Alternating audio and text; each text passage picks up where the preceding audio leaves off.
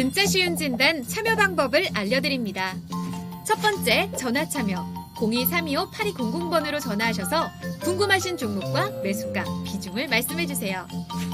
두 번째, 게시판 참여. 토마토TV 홈페이지 tv.이토마토.com으로 들어오셔서 아자아자 게시판에 글을 남겨주세요. 세 번째, 증권통 TV 참여. 모바일 어플리케이션 증권통을 다운받아 증권통 TV에 들어가서 아자아자란에 글을 남겨주세요. 세상에서 가장 친절한 주식 상담, 진짜 쉬운 진단. 여러분의 많은 참여 바랍니다. 네, 지금부터는 종목 진단 들어가 보겠습니다. 첫 번째 종목은 전화 지금 들어와 있거든요. 바로 받아보겠습니다. 네, 시청자님 안녕하세요. 예, 안녕하세요. 네, 반갑습니다. 네, 반갑습니다. 네, 오늘 어떤 종목 도와드릴까요? 두산중공업이요. 예.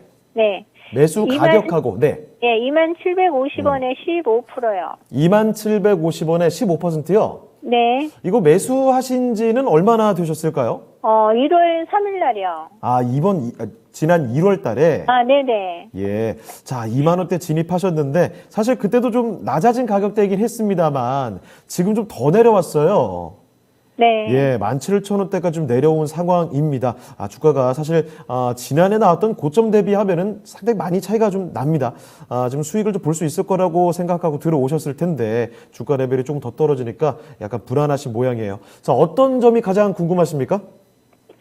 이게 두산중공업이 예. 방송에서 보면은요, 이게 네. 좀, 앞으로 그 전망이 좀 좋다라는 어떤 그런 말씀들을 전문가님들 말씀하셔가지고요. 예. 예, 매수를 했는데, 네. 매수하고 나서 좀 거기서 왔다 갔다 하다가 요즘에는 이제 장이 좀 모두 다 빠졌잖아요. 네, 맞아요. 그럴 때 너무 많이 빠져가지고 이게 앞으로 어떻게 올라갈 건지, 예, 수익 보고 나올 건지 궁금해가지고요. 알겠습니다. 두산중공업의 전망 한번 알아보도록 하죠. 자, 네. 지금부터 한번 진단을 해보겠습니다. 잠시만 기다려주세요. 네. 네. 자, 박준현 운영력과 함께 알아보도록 할 텐데, 자, 운영력님, 두산중공업입니다. 1월 달에 매입을 하셨는데, 사실 이 원전 관련해서 좀 많이 움직였고, 네. 풍력 관련된 기대감도 있고, 기대감은 좀 있는 종목이긴 한데, 좀처럼 잘 안 움직이네요, 요즘에. 네, 먼저 우리 시청자님 딱 1월 3일 날 매수하셨습니까? 네. 시청자님? 네네. 여보세요? 네, 예. 1월 3일 날 매수하셨어요? 네네. 그럼 1월 3일 날은 절대적으로 매수를 해서는 안 되는 날이에요. 일단은 먼저. 왜냐하면 네. 그날이 유상증자 기준율을 알고 계시죠? 몰라셨겠죠? 모르셨으니까 네네. 샀겠죠. 몰랐어요. 1월 3일이 예사가 유상증자 지금 12.7% 권리가 걸려 있는데 유상증자 기준율이 1월 3일이었거든요. 이제 권리가 되고 다음날 매수하셨는데, 이제 유상증자를 하게 되면 통상적으로 신주 발행 가격이 지금 13,850원으로 결정이 됐고 아직 납입이 안 끝났어요. 지금 보니까 이제 권리락은 됐으니까 권리를 확보한 사람이 내가 보유하고 있는 주식의 작년 연말 기준이겠죠. 가지고 계신 분들 대상으로 해서 12.7% 정도 내가 1,000주를 가지고 있었으면 작년 연말 기준으로 해서 약 127주에 대해서 13,850원 신주 인수권을 현재 확보해 놓고 있는 상태인데 그 돈을 이제 신주를 받기 위해서는 납입일이 보니까 2월 18일이거든요. 이제 2월 18일 날 돈이 들어가고 그리고 신주가 언제 상장이 되냐면 보니까 3월 10일 정도가 상장이 되네요. 3월 달에. 그 수량이 얼마냐면 8,260만 주입니다. 어마어마한 물량이고요. 그래서 일단은 주식을 신주 권리락이, 유상증자 권리락이 되게 되면 통상적으로 경험적으로 따지면 신주 물량이 상장될 때까지는 주식이 못 갑니다. 즉, 이 종목은 1월 달부터 해가지고 3월 10일 정도 신주 물량 때까지는 주식이 못 가요. 어떤 주식도 마찬가지입니다. 그렇죠. 예, 통상적으로. 다는 아니지만 확률적으로 따지면. 그러니까 잘못 사셨다는 거예요. 어떻게 되든 간에. 이 회사 전망을 떠나서 시기 자체가. 이게 1월 달에 사신 분들은 시기를 잘못 선택하셨다. 사더라도 유상 신주 물량이 나온 시점인 3월 10일 정도의 주식을 사야 되는 게 이 종목이 맞는 포인트다. 먼저 그렇게 시점을 잘못 말씀 좀 드리고 싶고요. 예. 자, 이게 두산중공업을 사신 분들은 결국은 다른 건 없을 겁니다. 원전 산업과 관련해 가지고 특히 이제 윤석열 후보를 중심으로 해서 원전 강국을 내세우고 있지 않습니까? 그렇죠. 그래서 문재인 정부의 탈원전에 반대해서 그래서 최근에 이제 원전 이슈 자체가 최근에 유럽연합 쪽에서 EU 텍소노미라고 그래가지고 원전과 그다음에 LNG를 신재생에너지 분류할지 말지를 상당히 논란이 심했었는데 2월 친환경 3일 됐죠? 그렇죠. 2월 예. 3일 기점으로 해가지고 일단은 LNG와 원전에 대해서도 신재생에너지로 분류를 하기로 했습니다. 대신 예. 여러 가지 까다로운 조건이 있어요. 그렇죠. 원전 신규 설립이라든가 네. 이제 그런 또 부분이 있다는 것을 말씀 좀 드리고 싶고 그래서 두산중공업이 이제 국내 원전 산업과 관련해 가지고 여러 가지 기술력을 가지고 있기 때문에 근데 제가 알기로는 두산중공업이 설치 기술이지 핵심 기술과 관련된 원전 기술은 우리나라가 없습니다. 네. 돈이 별로 돈이 되지는 않는다고 봐요 저는 그래서요. 근데 과거에 우리나라가 탈원전 전에도 두산중공업을 주도해서 원전 산업에 많이 진출했지만 실질적으로 탈원전 전에도 두산중공업이 이익을 못 냈거든요. 그래서 향후에 어떤 원전 시장이 확대가 한다 하더라도 두산중공업이 원전과 관련해 가지고 실적이 급성장하기는 저는 어렵다. 왜냐하면 두산중공업의 매출 구성을 보시게 되게 되면 네. 전체 매출액의 발전 설비, 담수화 설비 이게 이제 원전 관련 부분이거든요. 예. 전체 매출액이 차지한 비중 자체가 30% 정도밖에 안 됩니다. 그다음에 30% 정도 나머지 포지션 자체가 이제 두산 인프라코어가 빠져나갔으니까 네. 두산 바켓이라든가 그다음에 두산 건설이 들어와 있어요. 네. 그다음에 엔진 부분이라든가 그다음에 이제 두산 솔루스와 관련된 이쪽에 연료전지라든가 관련 부분들이 이제 연결로 반영이 되는데 즉 원전과 관련 부분 자체가 전체 매출 포지션 자체가 30%밖에 안 되고 예. 원전 시장 확대가 된다 하더라도 과거에 한다면 두산중공업이 펀드멘탈 측면에서 급격하게 좋아진다. 저는 그런 부분은 아니라고 봐요. 그래서 원전과 관련 부분 자체는 제로 측면에서 접근해야 되지. 예. 원전 시장 강국으로 나선다 한다 하더라도 문재인 혹시나 윤석열 후보가 당선돼가지고 그 이슈가 자체가 부각된다 하더라도 네. 실적으로서는 평가받기는 어렵다는 쪽을 좀 말씀 좀 드리고 싶고요. 자, 예. 그리고 최근에 이제 이들 관련 종목들이 이제 두산중공업도 마찬가지지만 증자를 여러 차례 했거든요. 제가 알기로는 네. 하도 좀 많아서 저 최근에 또 증자를 잘 몰랐거든요. 보니까 예. 증자를 또 했더라고요. 작년에도 했지 않습니까? 그렇습니다. 여러 차례 해가지고 유통 물량 자체가 엄청나게 늘어났다는 것을 염두에 두셔야 됩니다. 예. 이 회사가 현재 지금 발행 주식 수가 5억 2천만 주고요. 자본금이 2조 6천억입니다. 아마 자본금이 2조 6천억이면 코스피 시장에서 아마 5손가락 안에 들어갈 겁니다. 2조 네. 6천억. 아마 3조 원 이상짜리가 별로 없어요. HMM 같은 경우도 아마 자본금이 이 정도 될 건데 많지가 않아요. 이들 종목들의 특징 자체가 회사가 어려우니까 네. 계속 자본을 확충하기 위해서 증자를 많이 한 거지 않습니까? 그렇죠. HMM도 마찬가지였고 최근에 아시아나항공 같은 경우도 마찬가지입니다. 최근에 대규모 증자를 하고 있거든요. 이런 부분들 염두에 두셔야 됩니다. 즉 발행 주식 증가에 따라 가지고 주주 희석 요인을 감안하셔야 돼요. 근데 또 추가적으로 또 발행 주식 수가 8,200만 주가 들어오면 예산은 지금 상장 주수가 현재 지금 5억 2천만 주인데 네. 6억 주가 됩니다. 자, 6억 주가 되게 되면 주가가 2만 원 가게 되면 시가총액이 12조 원입니다. 예, 현재 주가 17,000원 정도 기준으로 보면 일단 발행 주식 수를 넣어야 되는 거니까. 예. 그러면 지금도 시가총액이 얼마냐? 10조 원입니다. 네. 자, 10조 원이면 두산중공업 주가 싸냐 비싸냐? 엄청나게 비싸죠. 예. 회사의 영업이익 실적으로 보시게 되게 되면 영업이익 과거에 2016년부터 그 1조 원대 영업이익이지 않습니까? 근데 단기 수익 자체가 회사가 계속 안 나요. 예. 2천억입니다. 계속 적자가 나다 보니까 이제 이번 증자 자금이 8,200만 주 13,850원에서 1조 1,400 정도가 돈이 들어오는데 그중에서 보니까 5천억을 차익권 상환한다고 하더라고요. 네. 그래서 이제 부채비는 조금 떨어지겠죠. 회사 부채비율이 이제 300%대에서 제가 보기 이제 150%대 중반 정도까지 떨어질 것 같아요. 그렇다 하더라도 이 회사가 주주 가치가 증가되기 위해서는 이게 단기 수익이 증가돼야 되는데 현재 추정 실적으로 봐서는 올해 2천억이거든요. 네. 이게 시가총액 10조 원짜리가 현재 주가 17,000원 기준으로 한다 하더라도 10조 원짜리 회사가 단기 수익 2천억이다. PR로 따지면 몇 배냐? 40배죠. 40배가 넘습니다. 네. 경기 민감지인 제조회사가 예. PR이 40배다. 너무 높은 거죠. 엄청 비쌉니다. 그러니까 이걸 염두에 두셔야 됩니다. 우리 예. 아마 두산중공업 아마 대선 관련 테마에서 원전 관련 쪽으로 보고 계시는데 그만큼 예. 유통 물량이 증가가 좀 됐다. 그래서 저는 두산중공업은 단기 모멘텀은 살아있기 때문에 예.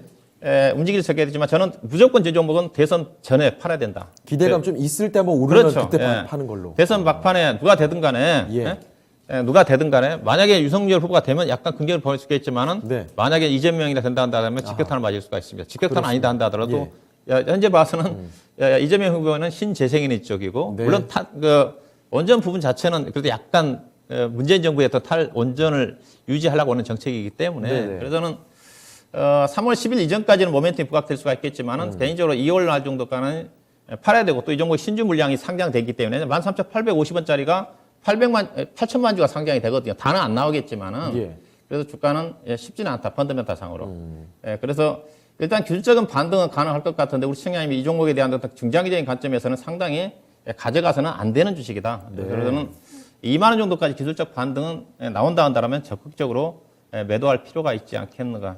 저는 그런 의견을 제시해드리고 있습니다. 알겠습니다.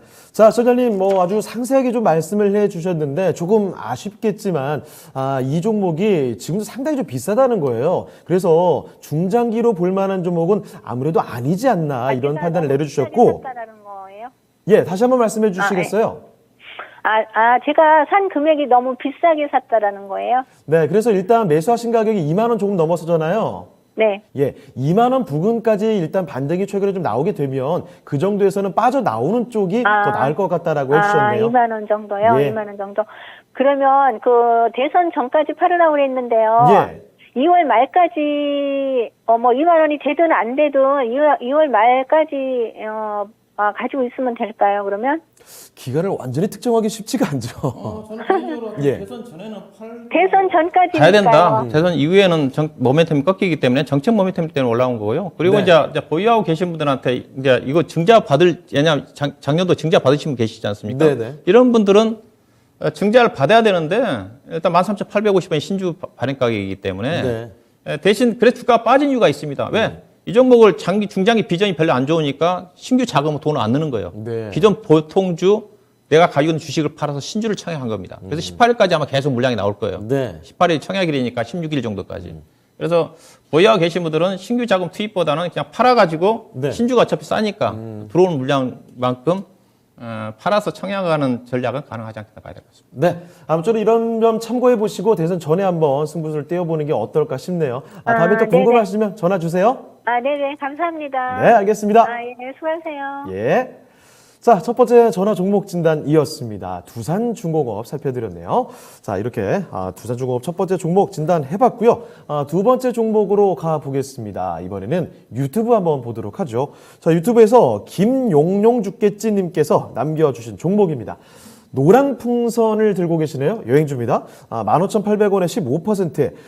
리오프닝 관련된 기대감으로 매입을 하신 모양이에요. 확실히 또 여행주, 항공주들 최근 며칠 사이에 좀 많이 올라왔죠. 자, 노랑풍선 지금 매수하신 가격을 보니까 뭐 오늘 종가와 크게 다르지가 않네요. 오늘 매수하셨을 수 있을 것 같습니다. 자, 그러면 지금부터 노랑풍선 어떻게 봐야 될지 한번 진단해 드리죠. 자, 김민준 전무관님, 노란풍선입니다. 15,800원에 15%. 지금부터 노란풍선, 리오프닝주 어떻게 봐야 되겠습니까? 자, 이렇게 판단하신 것 같아요. 지금 뭐 확진자가 오미크론이 뭐 완전히 지배를 하고 있죠. 예. 지금 우리나라도 국내도 10만 명에 뭐 육박할 것이다 이런 이야기도 있고. 저도 뭐 진단키트 종목을 처음으로 올해 이제 추천드려봤지만 이렇게 갈지 아무도 예상을 못했어요. 네. 그런데 우리 시청자님은 여행주를 샀다. 이것은 결국은 오미크론 안고도 여행은 간다 이렇게 판단하신 것 같죠. 네. 일단은 이게 기본 전제 조건인 것 같고 뭐 기술적인 걸 보셨던 뭘 보셨던 저는 이 부분에 관해서는 동의합니다. 이제 먼저 시황적인 걸 정리하면 네. 오미크론이 뭐 100만 명이 되든 1000만 명이 되든 이제 앞으로 어떤 치료제가 또 나와 있는 상태고 이 백신에 대한 피로감이라 그래야 될까요? 네. 저도 3차까지 좀 맞았는데 3차 때는 약간 저도 고생을 좀 했거든요. 예. 뭐 우스갯소리로 25차, 뭐 파이널샷까지 있다, 뭐 이런 이야기가 있는데 네. 뭐 맞을 사람이 없겠죠. 백신이 유일한 대안은 분명히 맞는 것 같은데 피로도가 있단 말이죠. 그러면 이제 결국은 사회 정상화로 오는 과정은 분명히 그려질 것이다. 예. 단지 이제 종목에 대한 선정을 이제 노란풍선으로 하셨어요. 네. 여행주는 정해져 있지 않습니까? 하나투어, 그렇죠. 모두투어, 노란풍선, 참 좋은 여행. 재무 쪽으로 가게 되면 참 좋은 여행이에요. 근데 이제 네임드가 좀 떨어지죠. 잘 안 하고. 보통 이제 우리가 여행을 갈 때 뭐 하나투어, 모두투어 이런 거. 저는 이렇게 좀 말씀을 드리고 싶어요. 지금은 이제 선택을 하셔야 되는 게 기술적인 것도 중요합니다. 단기 단타를 할 때. 제가 봤을 때는 중장기 관점은 아닌 것 같아요. 예. 여행주들은 중장기 관점으로 가져가기는 무리수가 있죠. 특히나 노란풍선 같은 거 보시면 이 기업이 지금 2018년에 매출액이 900억짜리예요. 네. 이때 아무것도 영향 없었지 않습니까? 근데 2019년에 760억, 예. 작년에 200억 찍었습니다. 올해는 매출액이 지금 50억도 안 돼요. 지금 총 3분기까지 매출액이 24억인데 당연히 다 적자고요. 예. 제가 솔직히 말씀드려서 부채나 뭐 유보율 같은 경우는 크게 문제는 없는 것 같아요. 네. 증자는 안 할 것 같습니다. 제 생각에. 유증을 한다든지 이렇지는 않을 것 같고. 그 전에 이미 또 한 번 때렸으니까 네. 뭐 설마 두 번을 하겠느냐. 결국 이제 주주들한테 손을 벌렸지 않습니까? 네. 회사가 어려우니까. 그러면 이 매출액이 당장 국내선이나 국제선 여객 수혜가 늘어난다고 해서 퀀텀 점프를 할 수 있을 것이냐? 전 그렇게 보진 않아요. 그러면 아까 우리 박준현 의원 또 말씀하셨지만 접근 포인트는 이제 물로 잡아야 될 것이냐? 예. 기준 가치는 모멘텀이라는 거죠. 결국은 이제 비행기도 뜨고 여행도 간다. 그러면 선택을 했을 때 기술적인 관점을 한번 좀 먼저 보겠습니다. 참 좋은 여행. 지금 아까 노란풍선이었거든요. 예. 그 다음에 모드 투어. 그리고 하나투어까지 한번 좀 보죠. 자리가 다 똑같네요. 자리가 다 똑같습니다. 네. 지금 자리가 완벽하게 다 똑같지 않습니까? 기술적인 위치가 다 똑같아요. 그럼 여기서 영향을 줄 수 있는 게 뭘까? 주가의 퍼포먼스를 조금 더 퍼포먼스 있게 끌어올릴 수 있는 결국은 수급이라는 거죠. 예. 그러면 이제 우리 시청자분들 이런 건 있어요. 삼성전자 좀 무겁지 않느냐? 뭐 이런 거 있잖아요. 네. 그런데 이렇게 생각을 하셔야죠. 개인의 수급으로 올라갈 정도로 노란풍선이 가벼웠다. 좀 그렇게 생각하지는 않습니다. 그렇기 때문에 종목 선정에 대한 좀 아쉬움이 남고 네. 차라리 모두 투어나 하나 투어를 고르셨으면 어땠을까? 퍼포먼스적으로 좀 가려고 했다면 예. 이 부분이 좀 아쉬움이 남고 왜냐하면 노란풍선도 밸류에이션을 따지면 PBR이 5배 수준이에요. 뭐 엄청 높죠. 이거 말이 안 되는 거고. 저는 일단 보유하는 데는 문제가 없을 것 같아요. 네. 단지 뭐 실적이라든지 지금 뭐 실적 좋을 리 없고요. 뭐 당연히 기저효과 뭐 이런 거 없습니다. 예. 여행주에. 그 다음에 밸류에이션 메리트 없고 단지 위드 코로나 들어갔을 때 항공 여객 수혜는 늘어날 것이다. 네. 저는 이렇게 보고 있기 때문에 기술적인 손절 관점과 그에 대한 등락 과정이 맞는 것 같아요. 네. 그러면 역시나 주가를 기술적으로 접근했을 때 저점이 깨지면 팔아라. 그리고 오일선이 이탈하면 약간 공포감이 들거든요. 저는 내일 시장이 뭐 그렇게 뭐 미국 시장에 큰 영향을 받을 것 같지는 않습니다. 예. 그래서 조금 시간 투자를 하시는 게 좋을 것 같고요. 종목에 관해서 한 1-2주 정도. 그래서 손절가를 조금 러프하게 드릴게요. 12,600원은 손절가를 제시도록 하고요. 예. 이제 위에 상단 매물대가 좀 두껍습니다. 매물대가 많이 두꺼워가지고 17,000원을 넘어가기가 쉽지는 않을 것 같은데 떨어준다면 제가 봤을 때는 어느 정도 윗꼬리를 달고 내려오는 과정일 것 같아요. 그래서 네. 최종 매도 목표가는 18,000원으로 제시도록 하겠습니다. 네, 알겠습니다. 자, 노란 풍선 살펴드렸습니다. 리오프닝 관련해서 여행 보는 거는 뭐 일단 괜찮다라는 측면인데, 종목 선정이 약간의 아쉬움은 좀 있는 것 같네요. 자, 일단은 중장기로 볼 만한 종목은 아닌 것 같고, 단기적으로 좀 18,000원 정도 수준에서는 매도하고 나오는 쪽이 어떨까 싶습니다. 자, 이렇게 김용용주께님께서 신청해주신 노란 풍선 살펴드렸습니다. 자, 그러면 두 번째 종목까지 살펴드렸고요. 이번에는 세 번째 종목으로 가보겠습니다. 세 번째는 또 유튜브 보도록 할게요. 미미정님께서 보내주신 종목이고요. AD 테크놀로지 갖고 계시네요. 자, 22,200원에 비중은 현재 7%입니다. 사연을 보내주셨는데 읽어드리겠습니다. 비메모리 팬리스 업체 중에 제일 안 오른 것 같아서 매수를 했습니다. 그런데 계속 박스권인 것 같아요. 추가 매수를 하고 싶은데 언제 하는 게 좋을지 궁금합니다. 네, 말씀해 주신 대로 확실히 뭐 크게 솟구치는 움직임이 잘 안 나옵니다. 자, AD 테크놀로지 비메모리를 선택을 하셨는데 이 종목 잘 한 건지도 좀 보겠고요. 그리고 추가 매수하는 게 어떤지 지금부터 그 부분도 한번 같이 알아보겠습니다. 자, 운영자님, AD 테크놀로지인데요. 22,200원에 7%입니다. 이 종목이 비메모리 팬리스 업체 중에 제일 안 오른 것 같아서 매수를 하셨대요. 추가 매수하는 거 어떻습니까? 예, 뭐 비메모리 반도체 그 밸류 체인 중에서 회사가 이제 팹립스 회사거든요. 네. 팹립스 회사 중에서 어떻게 보면 삼성전자의 시스템 반도체 영역에 향후 성장의 가장 중심에 있어야 되는 주식이기 때문에 주가가 예. 가야 되는 주식인데 주가 좀 못 가고 있죠. 왜냐하면 이 회사가 그 디자인 솔루션 파트너라고 DSP 삼성 전자의 그 지정을 받은 회사거든요. 예. 2020년도 아마 12월 달 정도.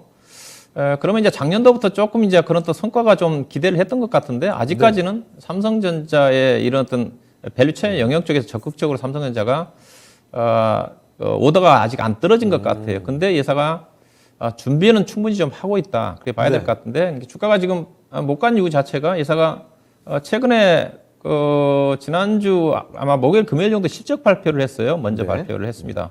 근데 실적이 4분기 실적을 보시게 되게 되면 매출액은 예상했던 대로 나왔는데 영업 적자가 약간 소폭 났어요. 네. 전체 누계로 따지면 연간으로 따지면 100억 나는데 2020년도에 130억 대비해서 약 20% 정도 하향하는 실적인데 매출액은 증가되는데 보시면 이제 영업 적자 난 것 때문에 주가 빠졌는데 네. 영업 적자 난 것에 대해서 별로 신경을 안 써야 되는 이유가 이 회사가 최근에 그 기사 내용을 보시게 되게 되면 이거 디자인 솔루션 삼성전자의 어떤 시스템 반도체 영역 쪽에서 적극적으로 성장하기 위해서 대규모 연구 인력을 채용을 했습니다. 예사에 현재 보니까 작년 3분기 말 기준으로 해서 임직원 270명인데 제가 알기로는 200명대인데 연말 기준에서 거의 한 400명 가까이 배 정도 늘린 걸로 알고 있거든요. 그렇게 많이 그렇죠. 그만큼 늘렸다는 것 자체는 앞으로 성장이 충분히 삼성전자한테 무슨 언지를 받았겠죠. 왜냐하면 자신감 아닙니까, 그치? 예, 그렇죠. 회사가 그 대만의 그 TSMC의 먼저 디자인 솔루션 파트너로 지정을 받은 회사거든요. 이게 대만의 DSP로 지정된 TSMC 지정된 회사가 대만 업체를 중심으로 6개 회사가 정도가 좀 되는데 국내에서 유일하게 회사가 DSP를 지정을 받았던 회사입니다. 근데 삼성전자가 이제 적극적으로 시스템 반도체 쪽에 나서기 위해서 이제 국내 쪽의 기술을 가지고 있는 대만 쪽의 TSMC에서 머물러 있지 말고 우리가 밀어줄 테니까 대만과 TSMC와 협력 관계를 단절하고 우리한테 와라. 그래서 온 회사거든요. 그럼 삼성전자가 안 밀어줄 수밖에 없는 거잖아요. 대만의 TSMC와 거래 관계를 믿고 있었던 건데 삼성전자가 더 밀어준다 그러니까 대만과의 거래 관계를 단절시키고 왔던 회사이기 때문에 이 성장성은 거의 확실합니다. 배신할 수가 없죠. 네, 그렇죠. 이제 근데 삼성전자가 그렇던 시스템 반도체 투자 쪽에서 아직은 본격적인 투자가 진행되지 않는 부분 자체가 실적으로 반영되지 않으니까 그에 따른 실망감 부분 자체가 또 실적으로 좀 기대했던 실적, 특히 4분기 실적 자체가 3분기까지 괜찮았거든요. 4분기 때 약간 부진하게 나왔던 부분에 영향을 받은 것 같은데 앞서 얘기했다시피 4분기 때 적자 나온 부분 자체는 올해 기사를 보시게 되면 대규모 인원을 충용을 했기 때문에 그에 따른 인건비, 투자에 따른 인건비다. 그러면 올해는 분명히 좋아질 수가 있다. 그럼 이런 종목은 투자를 해야 되는 거죠. 그래서 주가가 빠진 부분 자체를 기회로 이용해서 추가 매수 충분히 가능하지 않겠는가. 실질적으로는 예산은 뭐 부채도 없는 회사거든요. 부채도 없는 회사고 작년도 적자 난 회사는 아니고 연간으로 100억 이상 흑자 난 회사니까 또 이미 예산은 그런 삼성전자 DSP 파트너 지정을 받으면서 2년 전인가요? 증자까지 했습니다. 자금도 충분히 확보해놨기 때문에 향후 어떤 투자 증가에 따른 유상증자라든가 그렇게 할 가능성도 없어요. 기본 더 한다면 현재 주가 19,000원대는 거의 저점으로 보시면 될 것 같고요.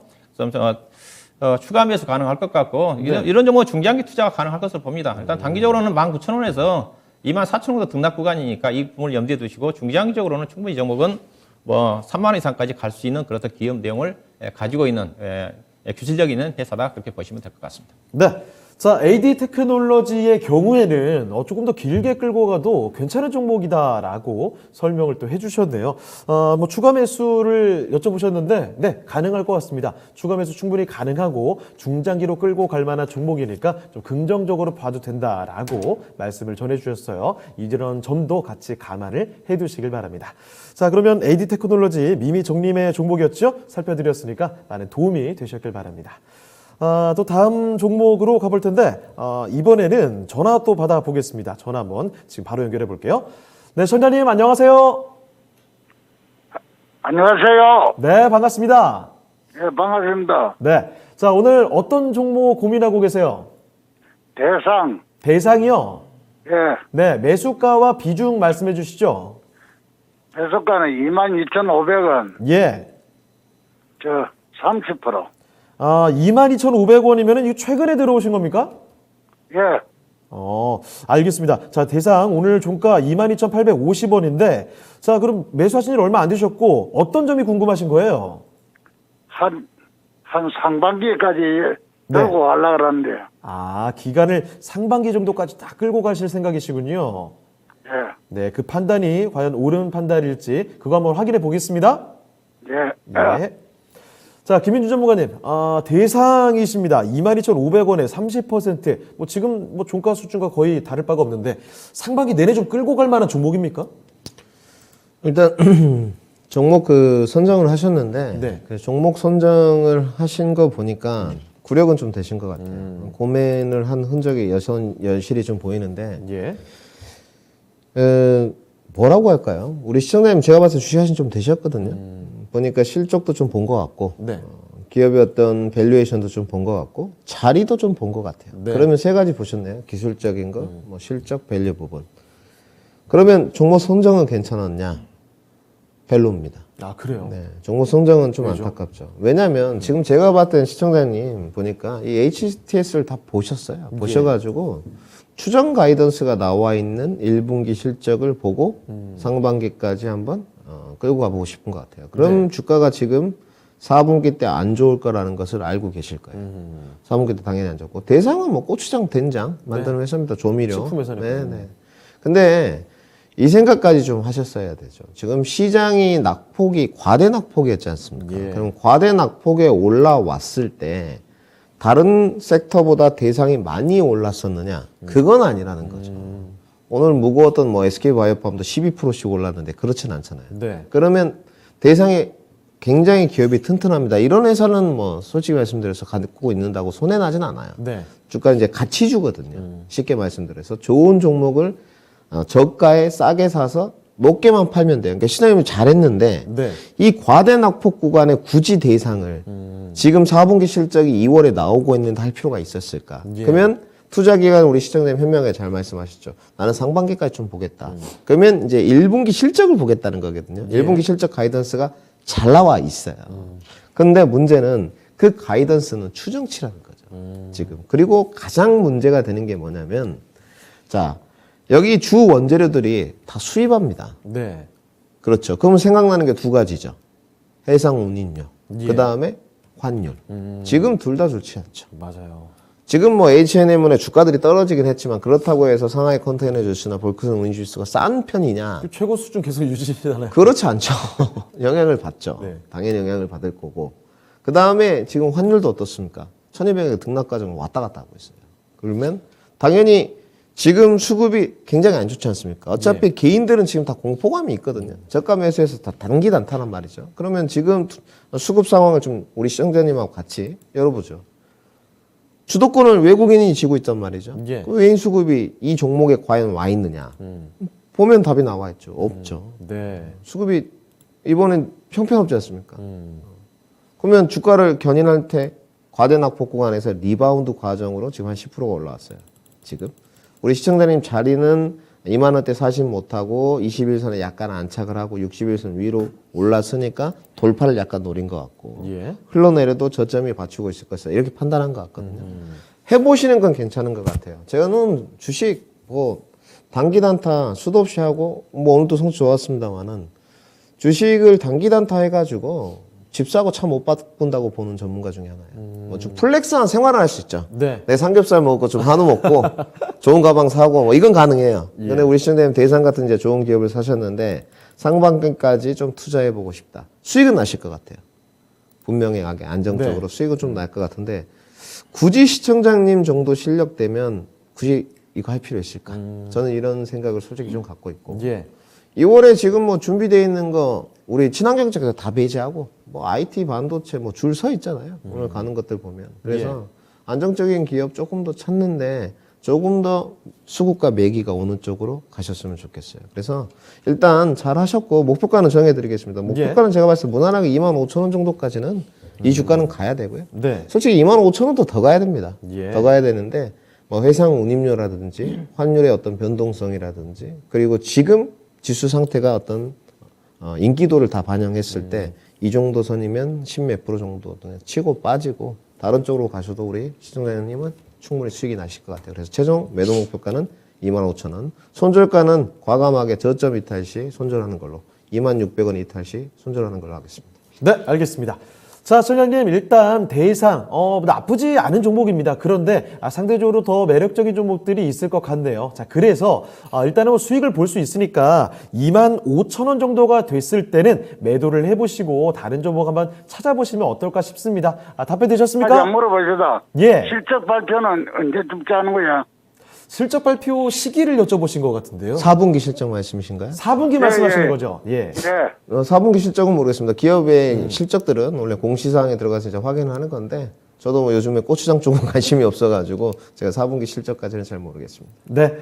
자, 이렇게 해서 지금 대상까지 좀 살펴드렸습니다. 아무쪼록 답변 충분히 되셨길 바라고 다음에도 전화 주세요. 네, 이렇게 해서 대상까지 종목 진단해 봤습니다. 자, 그러면 오늘 종목 진단은 이쯤에서 마무리를 좀 해봐야 될 것 같네요. 한 종목 더 볼 수 있을 줄 알았는데 조금 아쉽게 느껴집니다. 자, 그러면 지금부터는 내일장 전략에 대해서 이야기를 조금 더 풀어보도록 하죠. 자, 먼저 박준현 운용력계 알아보도록 하겠습니다. 운영진님, 예. 내일장 어떻게 보십니까?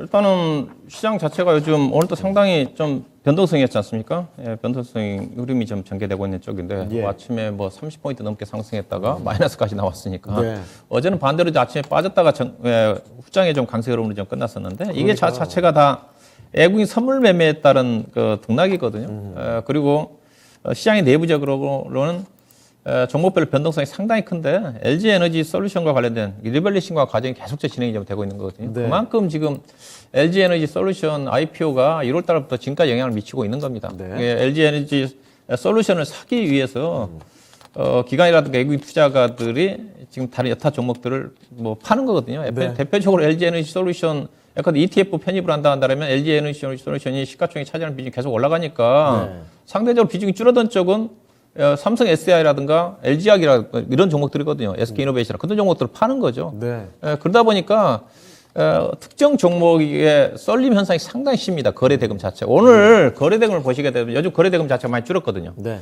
오늘 LG에너지 솔루션 거래대금이 1조 4천억입니다. 네. 삼성전자하고 SK하이닉스 합해도 LG에너지 솔루션 거래대금을 못 쫓아갑니다. 엄청나네요. 그만큼 LG에너지 솔루션 IPO 상장으로 인한 네. 수급의 외교 효과가 큰 겁니다. 예. 그래서 그만큼 영향이 크다. 그 후유증이 여전히 국내 시장의 수급 이슈로 다가오고 있다. 예. 그래서 좀 이제 그런 부분 자체가 좀 완화가 좀 되겠지만은 내일 이후에도 아마 계속적으로 진행이 좀 될 것 같아요. 그래서 LG에너지 솔루션이 시장에 영향력을 덜 미치기 위해서는 주가가 떨어져야 됩니다. 다른 여타 종목들을 위해서는. 예. 예. 올라가면 올라갈수록 비중이 올라가니까 그 종목을 사기 위해서 비중이 올라간 만큼 자연적으로 프로그램 기계적으로 비중을 늘려야 되거든요. 예. 예, 그런 것 때문에 아마 내일 또 등락될 것 같은데 그래도 점차적으로 완화가 되는데 이게 언제까지 되느냐? 개인적으로 뭐 3월 10일 정도가 코스피 200 지수에 포함이 되니까 그때도 영향이 있겠지만 그때는 이제 공매도까지 연결이 되기 때문에 수급의 균형이 접혀져 있는 거고요. 저는 다음 주 정도까지는 이런 LG 에너지 솔루션 리밸리싱에 따른 수급의 영향이 지속적으로 전개되지 않겠는가 봐야 될 것 같고요. 시장의 흐름은 결국은 시장의 키 자체는 외국인 선물이 지고 있는데 외국인 선물이 지금 뭐 누적 매도 포지션이 지금 워낙 많지 않습니까? 오늘 약 한 5천억 정도 샀는데 그래도 지금 5조 원이거든요. 네. 사상 최고 수준인데 외국 투자가 이걸 매도 규모를 좀 줄여야 되겠죠. 5조 원짜리를 3조 원대라든가. 근데 제가 보기에는 지금 외국인 매매의 흐름을 봐서는 최소한 옵션 만기 때까지는 끌고 갈 것 같아요. 일정 부분 자체는. 네. 그래서 옵션 만기 때까지는 현재와 같은 등락 구간이 전개될 것 같은데 시장이 반전하기 위해서는 결국 무슨 말이냐? 외국인 선물 매도 포지션이 좀 축소가 좀 돼야 된다. 오늘 5천억 축소했거든요. 예. 2조 원 정도까지는 최소한 축소가 좀 돼야 되지 않겠는가. 그래서 이 부분을 계속 체크해야 될 것 같고요. 그래서 그렇다 한다도 시장 자체는 하방은 지지가 된다. 2,700포인트는 지지가 되는 흐름이고 단기적으로 2,700과 2,800포인트 등락이다 봐야 될 것 같고요. 그래서 그 사이에 등락을 이용한 매매를 좀 해야 될 것 같고 그래서 시장보다는 종목 쪽에 좀 집중할 필요가 있지 않겠는가. 그래서 저는 여전히 시장은 지금 대형주 같은 경우 상당히 그런 어떤 그 LG 에너지 솔루션에 따라 가지고 기관 외국 투자가들의 어떤 수급을 예측하기 상당히 어려운 부분입니다. 그래서 예. 결국은 이슈라든가 특히 이제 실적이 본격화 좀 되고 있는 부분이기 때문에 전반적으로 실적 안 좋지만 그 실적이 좋은 종목들은 상대적으로 시장에서 많이 부각이 좀 되거든요. 예. 그쪽에 집중할 필요가 있지 않겠나 그렇게 보고 있습니다. 결국은 시장의 업종보다는 지수보다는 종목에 좀 집중을 하자 그렇게 말씀드리겠습니다. 네, 알겠습니다. 좀 더 종목에 집중을 해야 되는 시장 상황에 대한 이야기를 말씀해 주셨고요. 자, 이번에 또 김민준 전문가께도 한번 이야기 드려보도록 하죠. 자, 전문가께서는 그 내일장 전략을 어떻게 보고 계세요? 저는 박준현님하고 이야기가 똑같아가지고 참고만 조금 드려야 될 것 같은데 거의 똑같습니다. 원장님 워낙 또 고수시고 예. 이게 지금 수급이 말이 안 되는 거든요. 그래서 솔루션 얘기 언제까지 해야 되는 건가요? 정말? 지겹죠. 뭐 다들 어떤 전문가도 예측을 못했고 예. 그때 제가 이제 이런 말씀을 드렸어요. LG화학에서 나온 자식이 지주회사를 뛰어넘는 네. 이런 말도 안 되는 지금 시가총액이 128조거든요. 말이 안 되죠. 근데 이 기관 투자자들이 이 부분을 좀 반성을 해야 돼요. 네. 솔직히 말씀드려요. 그래서 이제 기관 투자들에게 이제 도구라는 말을 쓰는 거예요. 이거는 엄연히 전문가로서 잘못된 겁니다. 예. 물론 이제 뭐 공매도 3월 11월까지 뭐 어떤 리밸런싱이라든지 또 MSCI 분기 리뷰도 좀 있거든요. 네. 며칠 뒤에 뭐 있겠지만 오늘도 주가를 가는 거 봤는데 오늘 저도 오늘 단타를 좀 해봤거든요. 네. 성공을 했습니다만은 등락 과정이 엄청 커요. 그러니까 시장에 그만큼 불안전성이 있다는 거죠. 네. 십몇 프로가 움직여요. 말이 안 되는 거죠. 그러면 그 수급들이 다 어디로 가고 있냐? 이 기관 투자자들이 약간 지수를 좀 방어하고 주식시장을 좀 건전성을 높여줘야 되는데 이게 다 LG 에너지 솔루션을 가고 있어요. 네. 이러니까 외국인들은 딱 하기 좋죠. 선물? 그래. 선물 지수만 우리 움직일게. 네. 개인들 사네? 그럼 우리 현물 팔게.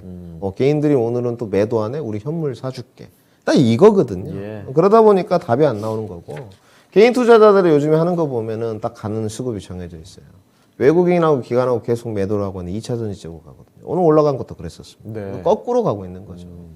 결국은 이제 외국의 수급 동태가 좀 필요한데 저는 이제 공포 구간은 좀 지났다고 보고 있고요. 이제 과대 낙폭 구간도 슬슬 좀 마무리는 돼 갑니다. 근데 조금 더 남았어요. 조금 더 오를 건데 네. 등락 과정을 좀 거칠 것 같고요. 저가 매수가 일단 있으니까 개인들 노리는 거. 그리고 오늘 보니까 확실히 2월이에요. 실적인 것 같습니다. 네. 실적이 비슷하게만 좀 나와주니까 뭐 넘었다. 전년 동기보다 더 좋다. 이러면 주가가 그냥 팍 튀어버리더라고요. 급등이죠, 네, 급등이에요. 근데 수급이 얼마 좋지도 않은데 쫙 올라가 버려요. 내려가는 것도 마찬가지예요. 네. 이거 겁먹을 필요가 없어요. 그렇게 크게 올라가는 거에도 환호할 필요가 없고 내려가는 거에도 겁먹을 필요가 없고 내 종목이 기간 보유를 했을 때 금리 인상이 지금 선반영되지 않습니까? 예. 과연 3월, 4월까지 압축되고 수익이 날 것이냐. 그걸 이제 판단하는 게 결국은 수익률 게임에서 이길 것 같고 저는 지금도 마찬가지입니다. 중국의 유동성 공급은 확인해야 된다고 봐요. 전민인민대회가 지금 이제 3월에 열리거든요. 예. 아이러니하게 나중에도 말씀드리겠지만 3월 16일이 FOMC예요. 예. 그러면 답 나와 있죠. 미국도 중국의 스탠스를 보겠다는 거거든요. 지금 G2 국가가 확실히 달라요. 한쪽은 긴축이고 한쪽은 유동성 공급을 2번 했어요. 네. 골드만삭스에서도 한 번 더 할 것이다 이런 예측치를 냈는데 과연 어떻게 될지 이 부분을 확인해야 될 것 같고 지금은 압축 전략 펼치면서 결국은 정리를 누가 잘 하느냐 관건인 것 같습니다. 섹터는 지금도 역시 IT 반도체 그리고 저는 위드 코로나 그 다음에 자동차에 이제 좀 관심이 있는데 자동차는 확실히 선별화가 좀 필요할 것 같습니다. 네, 알겠습니다. 자, 그리고 뭐 종목 압축 전략 말씀을 언뜻 좀 해주셨는데 그에 대한 자세히 좀 풀어줄 수 있는 기회가 있죠. 월요일에 또 공개 라이브 있지 않습니까? 네, 어제 이제 시작을 했고 유튜브를 잘하는데 오랜만에 했어요. 네. 네, 뭐 인원이 어제 많이 안 오셨던 것 같은데 많이 오셔가지고 뭐 방은 좀 솔직히 하나 개선했습니다. 네. 좀 플렉스하게 지금 시장이 주가가 뭐 30% 40% 먹는 시장은 아니니까 오늘 아주 성공적으로 데뷔했고 선착순 오셔가지고 좀 이야기도 나눠보고 과연 단기 단타에 관해서 어떻게 또 대응을 하고 종목은 이제 압축이나 선택이 아닌 필수이기 때문에 압축하셔가지고 뭐 플렉스하게 뭐 한우는 또 드셔야 되니까 네. 방 안내도 좀 해드리는 시간을 다음 주 월요일 4시에 한번 가져보겠습니다. 알겠습니다. 2월 14일 월요일 오후 4시입니다. 종목의 압축이 이제는 필수라고 하셨는데 과연 어떻게 종목을 압축해야 될까 이런 전략들을 같이 한번 챙겨가시면 좋겠습니다. 참고를 해보시고요. 자, 그러면 두 분의 전략은 오늘 여기까지 듣도록 하겠습니다. 지금부터 인사 좀 드리도록 할게요. 오늘 두 분 말씀 고맙습니다. 네, 진짜 쉬운 진단 시간 오늘은 여기서 좀 마치도록 하겠습니다. 지금까지 다양한 투자 판단에 대한 도움 말씀 드렸습니다. 하지만 특정 종목의 상승이나 하락을 보장하지는 않으니까 이 점 기억을 해주시고요. 저희는 내일 이 시간에 다시 뵙겠습니다. 고맙습니다.